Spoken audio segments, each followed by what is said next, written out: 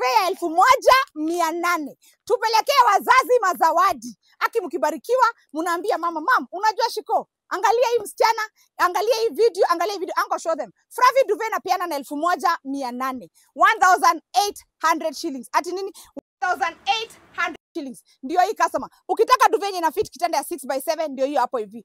6x7 1700. 1700. Show the colors uncle. 1700. 1800. Why? Sikizeni video mpaka mwisho ni 1800. 18. Woi, msinipeleke nyumbani. 1800. So hii ni Fluffy duvet ni 1800. Tafadhali customer, bariki mzazi. Bariki mzazi customer na muniombee baraka tafadhali. Hii ni Black November.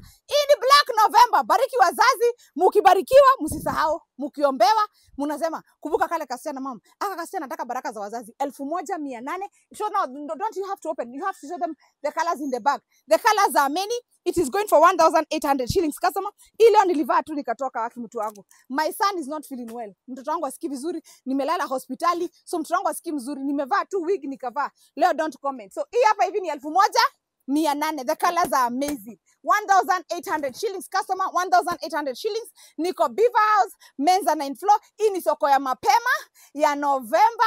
Tumalize tuende soko ingine. 1800 shillings. The colors are beautiful. Please usiende nyumbani bila zawadi. Usiende nyumbani mkono tupu. Mkono tupu haulambwi. Tumalize hii soko tuende kwa soko ingine. 6x7 1800. Baia madhi na mzae. Baraka zikikuja kwako sukuma namna hii 1800 shillings. Hata mother in law usimsahau 1800 shillings. Uncle, can you show them the size again? Can you show them the size again? Because I love this duvet so much. I love it so much. So carry there.